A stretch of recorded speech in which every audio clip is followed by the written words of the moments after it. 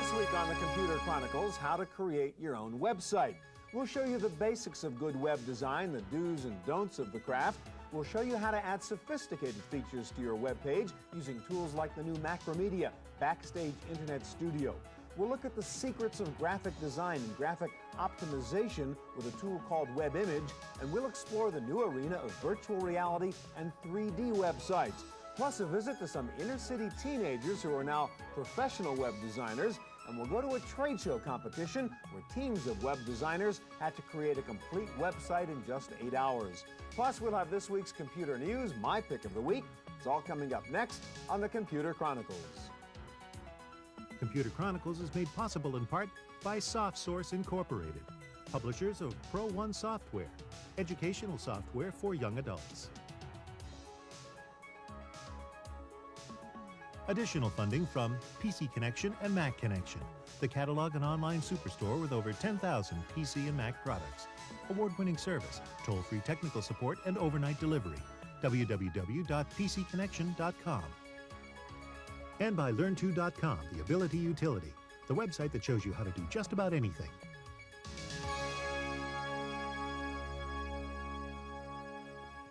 Hi, and welcome to the Computer Chronicles. I'm Stewart Cheifet. Well, everybody has a website these days, don't they?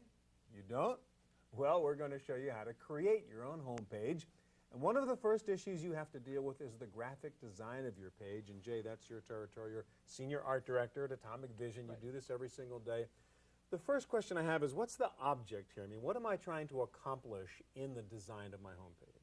I think the biggest thing is to really communicate clearly your message, whether it be selling proprietary software to Unix support crews, or is it selling your brownie recipe that your So mother the thinks. content and the audience really should drive how you would design it. Absolutely. All right, now the choices are obviously lots of text or lots of graphics, and give us some examples of sites on both sides of that equation. Well, when the internet kind of really took off a year ago, most of the sites were just text and very little images. Very similar to Yahoo's layout. For Yahoo, it's been very successful. And they've stuck with it, right? Sure, because they're a launching pad to other sites. And really. what you're looking for is words and speed. Right. So they got it. Companies have realized that in order to keep people's attention on their site, they have to really pump up the graphics, pump up the content of the page, and make it easy for people to really go from product to product. So you're saying if it's a more sort of entertaining kind of thing, a more competitive kind of website, a more television-y kind of thing, you got to juice it up. Very similar to CNET, because it is content. Very different. They want to keep people at their site. They want to keep people going from product to product within CNET's family of products. So in other words, there's a common look to the different CNET sites. They used a common background, common colors, text, how they laid the text And again, out. this is kind of a TV mentality. I mean, you want to keep them from the clicker, and so keep on showing interesting stuff that'll keep you going. Absolutely. I mean, the attention span of surfers these days are very, very short. All right, now that's kind of the easy part, text versus graphics. Now we're dealing with Java and applets and plugins and video and audio. Where do you come down on that? There's something called the technology payoff, and that's really balancing how much technology you put on your page as opposed to what message you're going to try to get across.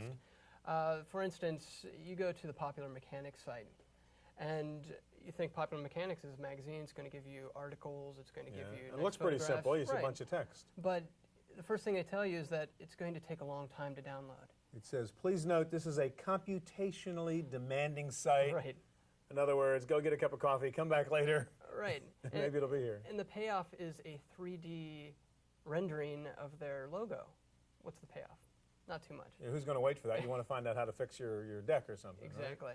Right? As opposed to the Honda site, where you come there and it's using a very minimal amount of technology, JavaScript, and you get a big payoff. You get to see what color car you want.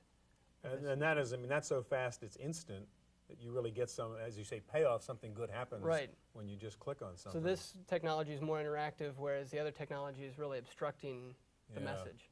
But I mean, this is relatively complicated stuff, though. I mean, you know, a beginner is not going to go put a Java applet No. inside their No. home page. Absolutely not. Now, what about the graphics in general? I mean, the problem, as you point out with the graphics, is it takes time. Right. I mean, there are tools, aren't they, that sort of help you solve some of these problems? There's the WYSIWYG editors. There's what you see is what you get. Yeah. And it's pretty much like the standard kind of like page layout Right. desktop publishing. And you just put your graphic and your text on the page. And you see it right there. And so you it's see it very right easy. there. There's also text editors or code editors like BBEdit where you type in your text. It's like DOS versus Windows. A little more powerful, a little more complicated. Right. Jay, thanks a lot. Thank you. All right, well, designing a website may seem like a complicated task, but it's not really. In fact, one group of teenagers has moved quickly from designing their own website to forming a new business that creates websites for paying customers. East Palo Alto is minutes away from Stanford University and the high-tech, high-cost world of Silicon Valley. And yet the people in this suburb are more familiar with poverty and unemployment than with computers.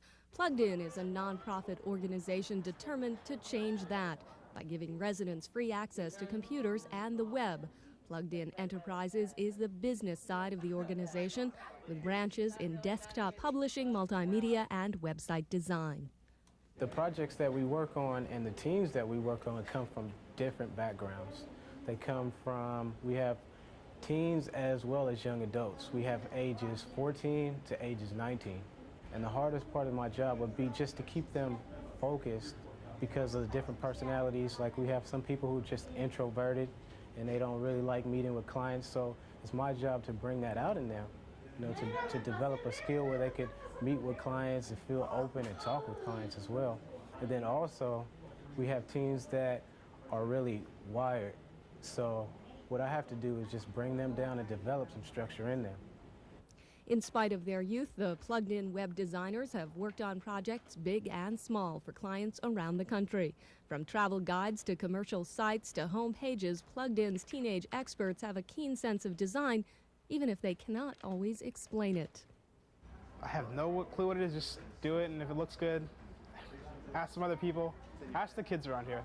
The kids know what they're talking about. Plugged In's programs have no age limits or skill requirements, and there are no limits to their members' success. Working with my group in particular, the web group, even though they come from different backgrounds, they have different personalities, the one thing that they have in common is consistency. And they have the willing to learn. You know, they want to learn new things. For the Computer Chronicles, I'm Laurie Anderson.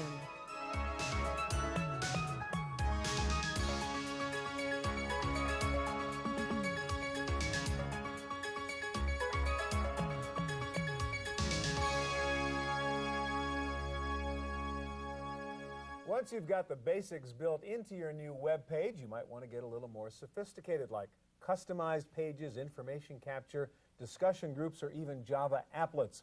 And Steve, we've already talked about with Jay what a website ought to look like. Now I want to actually go through the design process. You're going to be using Macromedia's new Backstage Internet Studio, it's called, right? Correct. That's All right. right, so how do I start here? What do I do? Well, it works a lot like a word processor. So you can see I'm just typing in some text here. This web page I'm building for you is a home page for an online service called Aardvark that allows you to buy pet supplies online. So, you know, again, it's a lot like a word processor. Yeah, I mean, you type and you center and you pick the font and all the rest of that That's stuff, right. Right now I'm inserting a table, and tables are a popular way to lay out elements on a web page. So I just drag and drop an image into So the not a table data itself. table, but really a layout table in which you can then drop objects in the cells of that table. That's right. You can use tables for either of those purposes. Okay. So next, in the other cell of the table, I'm inserting a shockwave movie. And shockwave is Macromedia's standard for putting multimedia. We're going to pass on the web. really hard part, which is where the graphic came from and where the video came from. Yeah, that's right. But this is the layout part, anyhow. And let me just show you the source mode. This is the code that we've created so far. If you use an editor, a text editor, this is the way you do it. Okay, is by so if I knew editing this mode. HTML, I could go in here and actually type that code myself. That's right. Or you That's can right. do it in your WYSIWYG mode on the screen. So one final element I want to put on here is called a backstage object, and this is what really sets Backstage apart, which is I'm going to display a list of products that comes from a database, or it could come from a spreadsheet. So I connect to a database right now. This is the products table, and I want to show the product make, the product model, the product description, and the product's price, just like that. And we save this stuff. And this page is ready now for us to go look at. And would this in be the live and browser. linked to the actual database?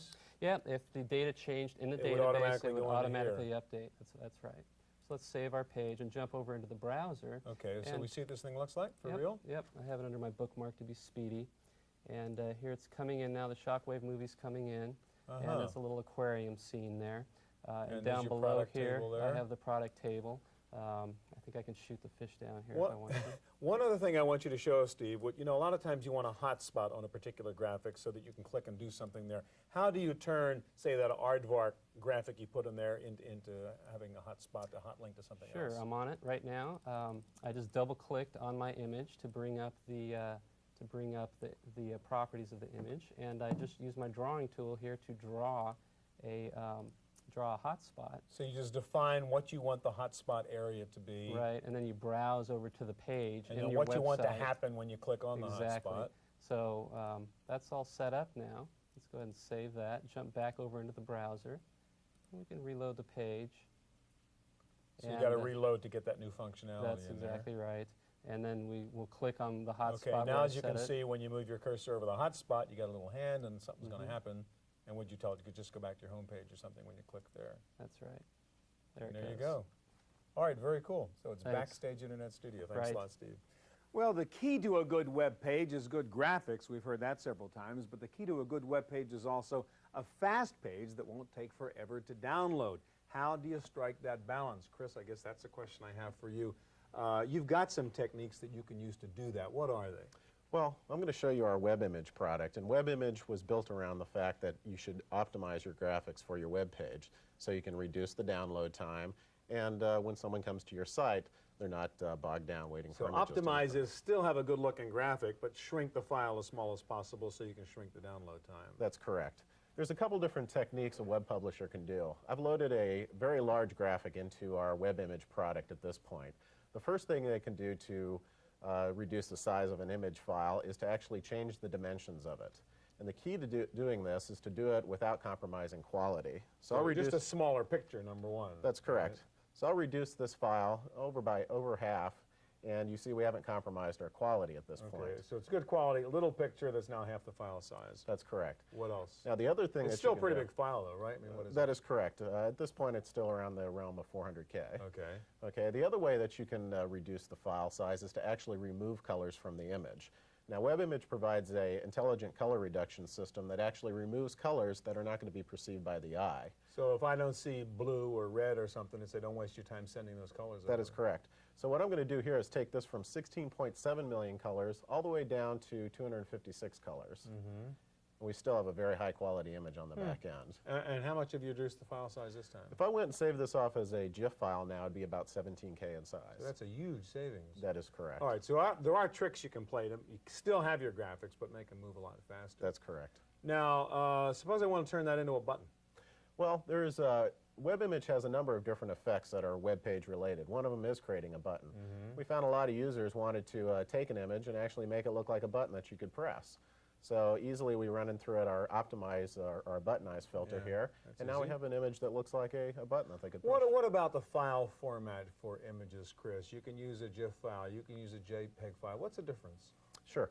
JPEG files are 24-bit files, and they are very good for images that have a lot of color content Like to the them. flowers we're looking at? That's correct. This basket of vegetables here has a lot of colors in it, and it's very good for the JPEG format. You'll get compression ratios up to 14:1, but they do it by actually removing data from the file.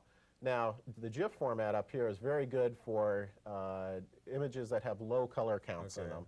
For example, these logos are great to save off in the GIF format. So pretty much, you know, it's a trade-off between the two. But you can combine both on the same page as we have here, depending on what you want to use. That is correct. Now, I know you can do transparencies also, which you want to do sometimes to make it look a little more sophisticated. Show us that. Sure. What you can do in WebImage is, here we see our logo first off, and we wanted to create this white background to be transparent. So with WebImage, we did that, selected that area to be transparent, and now the background of the web page shows through. All right, finally, you know, a lot of people want animations on their web pages right now, but they don't want to have to figure out Java and all that stuff. You have a way of doing that. That is correct. It's called GIF animations. Basically, their structure is quite simple. allows you to set up a sequence of images and then save it off as one image file. Here I've got this spinning globe animation, and I can edit the timing and the transition between all of these. And then when I put it on a web page, I call it up just as I would any image, and then the browser will actually sequence through the images. So again, this is not an applet. This is literally an animation, a series of 12 cells that are just repeating themselves, so you can get the same effect. That is correct. Very cool. Thanks a lot. You're welcome. All right, well, guess what? There's a new trade show just for web designers. It's called the Web Design and Development Exhibition. It was held recently at the Moscone Center here in San Francisco. It was the all-star game of web designers. 2 teams of hand-picked members, 4 from the East Coast and 4 from the West Coast, struggling to make a finished product in 8 hours at the Web Design and Development Conference in San Francisco. It was called Cool Site in a Day, and the real winners were the charities who got free websites at the end. A great website is a website that works well for its intended audience and does it with elegance and style. So that's our real challenge today, targeting our website for our audience and pulling it off with elegance and style. The teams were only told their assignments a few minutes before starting, which made it hard to plan ahead. We met yesterday for about 4 hours and just figured out, what the possible content might be, what our strategy would be, where we hope to be at which point during the day, which all sort of went out the window after about the first 3 hours. But, it helped give us some structure. The East Coast team created a site for a publication about the homeless called Spare Change, while the West Coast team adopted Artists for a Hate-Free America. Both groups got a very good deal. If anyone could get a site together in 8 hours, it's these teams, because they really are the best. And I know, well, first of all, you could never hire them. You're on your own because they all work for different companies. So we estimated the value at about $20,000 for each site. As the clock ticked on, the teams increased their pace, and the excitement was contagious. Both teams were confident, sort of. Well, I think we'll see what it's about. I think it's we're on not on home turf here, so I'll be as diplomatic as I can. But I'm confident that we're going to build a really good site. I want to thank you all for participating in the Cool Site in a Day contest. We're officially stopping now, and the judging is going to start. And one of the 2 teams will win this lovely cup at 9 o'clock tonight at Microsoft Party. After the judges scrutinized each site, the winner was announced, the East Coast team. It was a matter of simplicity and clarity. The West was heavily technically oriented. They won, whiz-bang stuff on the screen. Whereas the East Coast, because they took more of a look at the content that they were given and how they could present the content on the screen in an editorial fashion rather than the technical gizmos that one could get out of it. For the Computer Chronicles, I'm Tom Van Horn.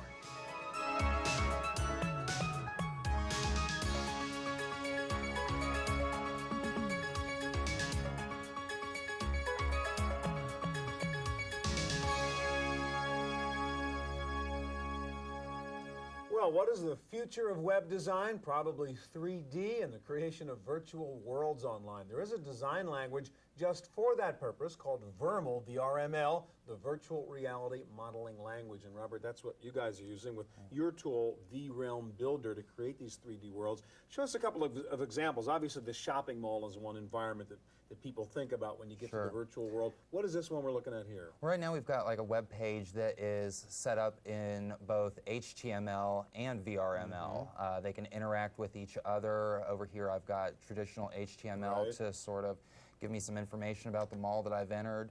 But I can also walk through the mall and interact with it. All right, so this is sort of Doom-like. I can navigate through this environment online. Right. And where am I going? Going into the mall here, and if I want to see...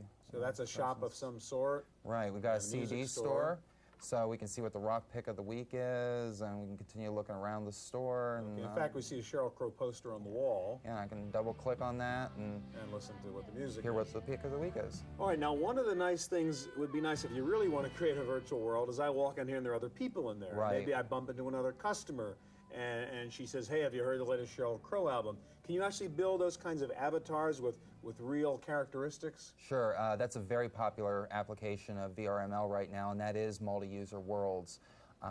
With our VRealm Builder, we can build anything from a simple object to an entire environment, and that would include an object like an avatar.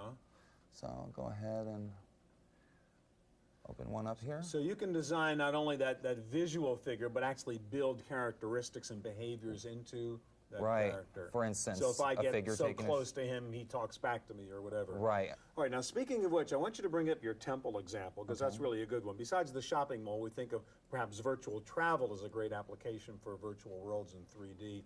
And this is a good example because stuff happens here, which really does create a kind of cyberspace environment. Right. As soon as you get that up there, show us what happens when I sort of go to that temple and walk inside. And tell us what you're doing. Well, right here I've got it open in vRealm Builder. We've got tools to create the stuff. We've got the visual side of it over here and a representation of the file over here. I can start strolling through the environment like this. Actually, I'll just go ahead and jump right ahead to a little bit closer to the outside of the temple. So I'm sort of on this virtual tour wanting to walk inside this ancient temple here. Right. I'm going to put it into test mode so things actually start happening. As I get closer, a bird flies out of the temple. And that won't happen until I get closer. All right, so what you've done here, all right, so he flew back, but we're going to get closer, and he flies away.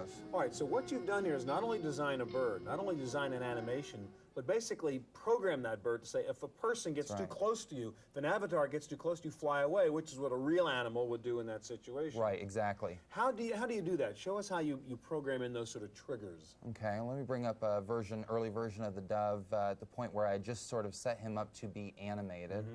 Go into our keyframe animator.